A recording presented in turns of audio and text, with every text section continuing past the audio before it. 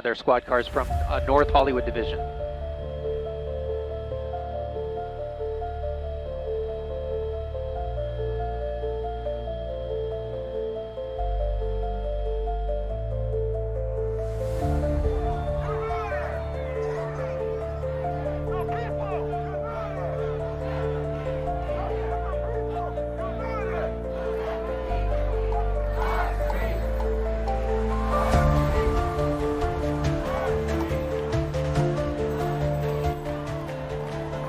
It was a typical Sunday morning in Los Angeles. The sun was out, the streets were bustling, and the city moved at its usual fast pace. But by afternoon, the atmosphere shifted. Hundreds of demonstrators gathered in downtown LA, protesting against a major immigration operation conducted by ICE, the U.S.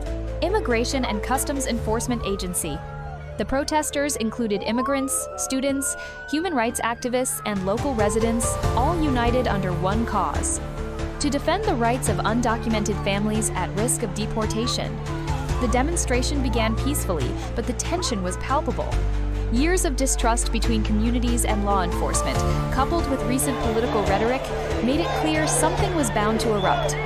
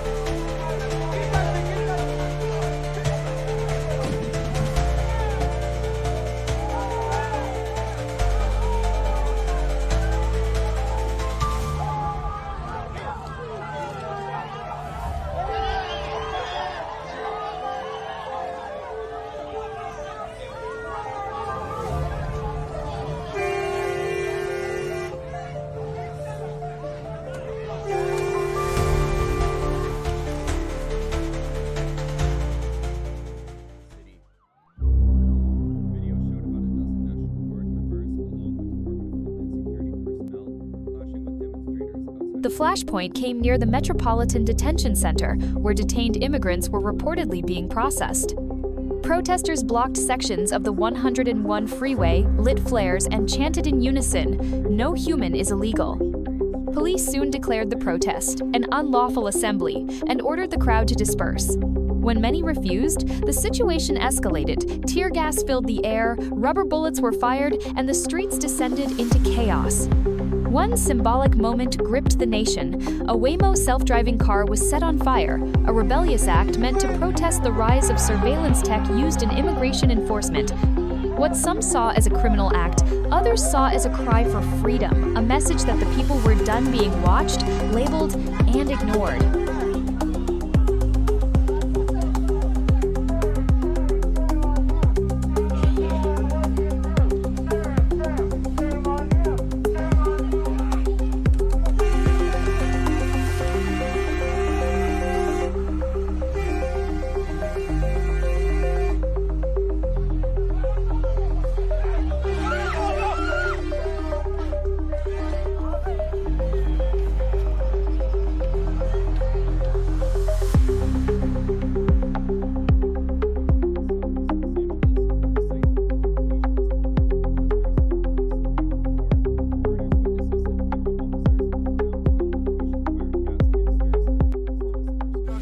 Spread into other cities, Chicago, New York, for example, in the next few days? Yes, we're going to be watching it very closely. And when they spit at people, they spit. That's their new thing. They spit, and worse, you know what they throw at them, right? And when that happens, I have a little statement. They say,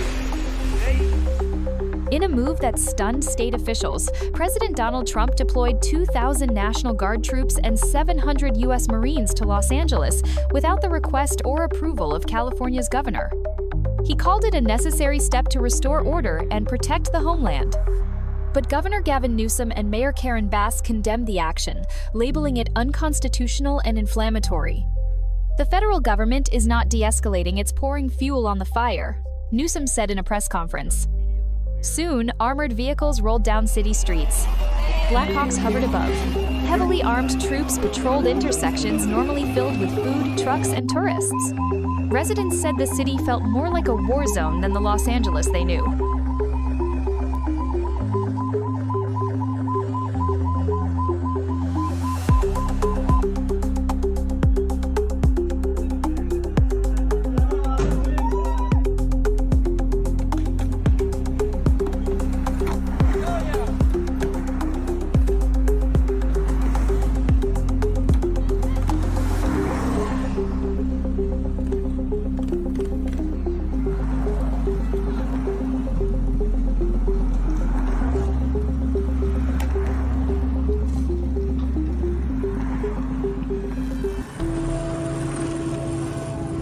Footage captured by citizens painted a raw, chaotic picture.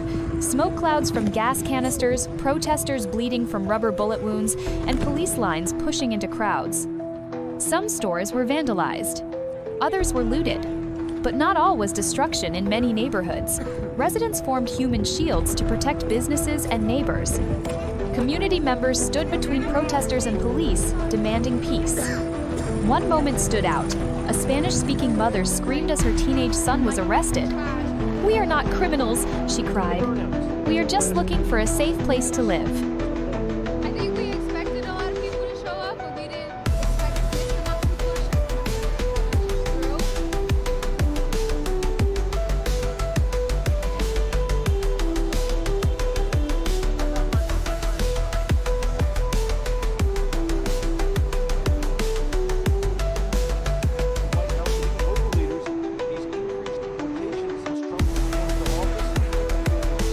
Our family, we all want to stay together so much. To see our family have to leave, we should keep the families together as human beings.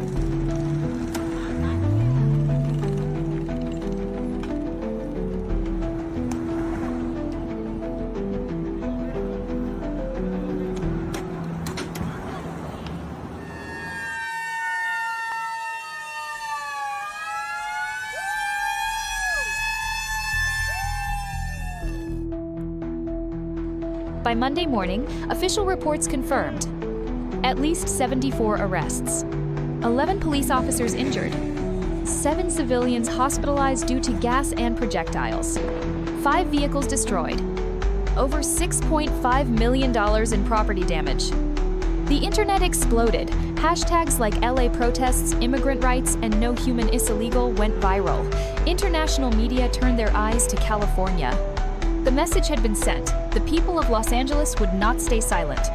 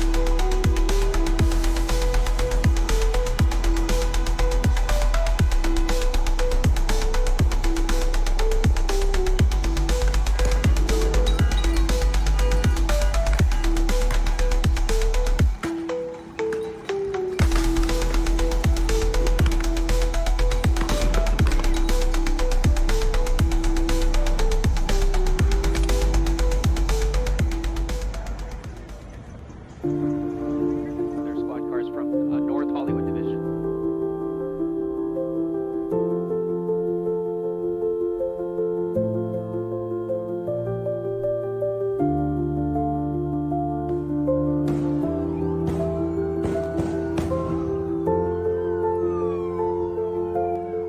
this story isn't just about one night of unrest. It reflects the deeper frustration bubbling beneath society, frustration over a broken immigration system, widening inequality, and a growing sense of being unheard. It leaves us with urgent, uncomfortable questions. How far should federal authority go in the name of control? Is militarized intervention a solution or a failure in addressing civil dissent? And what kind of nation are we building when fear becomes a daily reality for millions? These questions won't be answered overnight, but they must be asked again and again until real answers come.